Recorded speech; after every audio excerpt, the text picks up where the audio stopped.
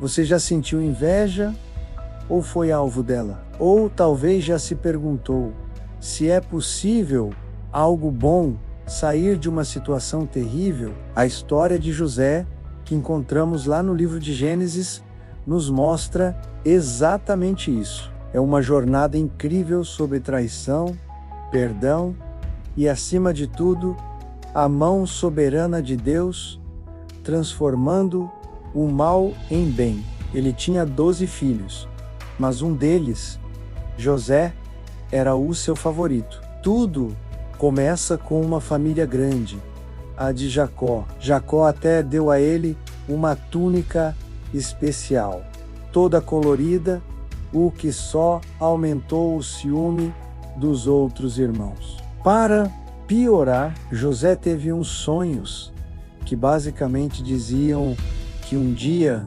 ele estaria numa posição de autoridade sobre toda a sua família. Imagina só o clima que ficou. Os irmãos dele, que já não iam muito com a sua cara, passaram a odiá-lo ainda mais. A inveja deles chegou a um ponto extremo. Um dia, enquanto cuidavam dos rebanhos longe de casa, eles viram José se aproximando. Foi a oportunidade perfeita. Primeiro, pensaram em matá-lo, mas um dos irmãos, Rúben, sugeriu jogá-lo numa cisterna vazia. Depois, outro irmão, Judá, teve a ideia de vendê-lo como escravo para uma caravana de mercadores que estava passando a caminho do Egito.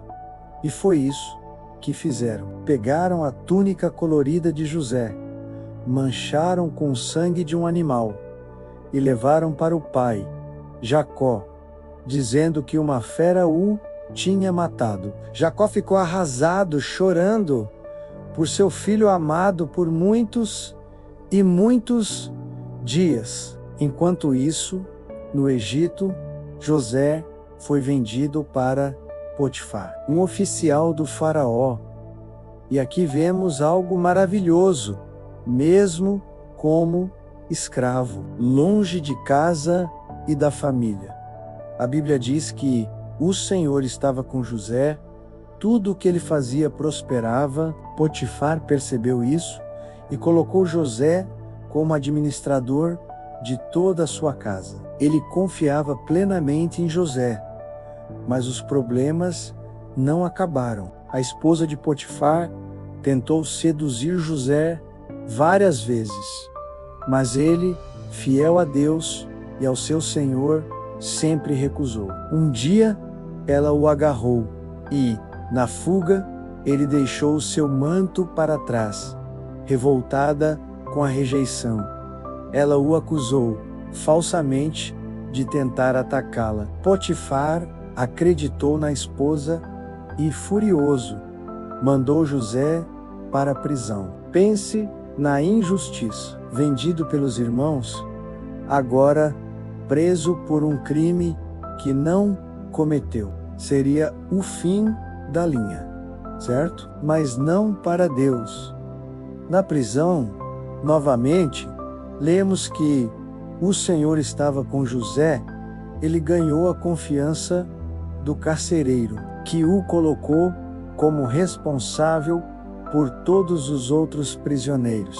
Lá, ele interpretou os sonhos do padeiro e do copeiro do faraó, que também estavam presos. E tudo aconteceu exatamente como José disse. Ele só pediu ao copeiro: quando você sair daqui, por favor, lembre-se de mim.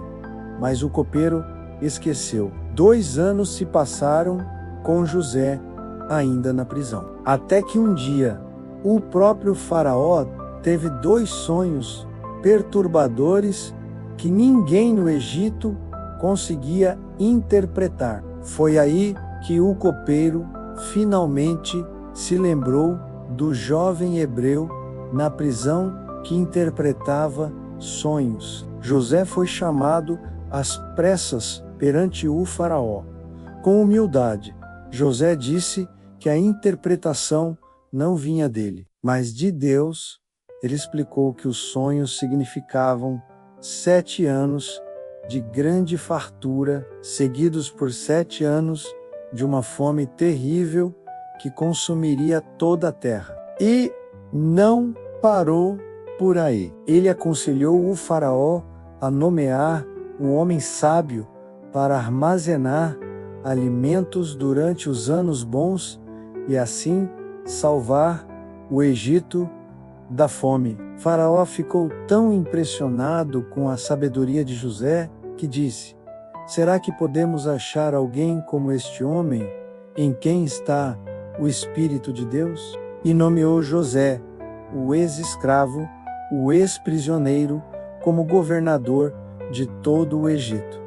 Apenas o faraó estaria acima dele. José administrou o Egito com maestria. Durante os 7 anos de fartura, ele guardou uma quantidade imensa de grãos. E quando a fome chegou, não só o Egito tinha comida, mas as nações ao redor também vinham comprar alimento. E adivinhe quem apareceu no Egito em busca de comida? Seus 10 irmãos. Eles não o reconheceram, curvando-se diante dele, exatamente como nos sonhos de tantos anos atrás. Depois de testar o coração deles para ver se haviam mudado você, finalmente se rebela. Foi um momento de muita emoção e choro. Mas a parte mais linda é o que ele diz aos seus irmãos apavorados: não fiquem tristes, nem se culpem por terem me vendido para cá, pois foi para salvar vidas que Deus me enviou adiante de vocês. E mais tarde, ele reforça: vocês planejaram o mal contra mim, mas Deus o transformou em bem, para que hoje eu pudesse salvar a vida de muita gente. A história de José é uma prova poderosa de que Deus pode usar as piores situações, a traição, a injustiça, para cumprir seus propósitos maiores. Ele nunca abandonou José e não nos abandona em nossas provações. Às vezes, não entendemos o porquê das coisas, mas podemos confiar que Deus está no controle, tecendo um plano perfeito. Obrigado por assistir. Se essa história tocou seu coração, deixe seu like, compartilhe com alguém e se inscreva no canal para mais mensagens de fé e esperança. Até a próxima!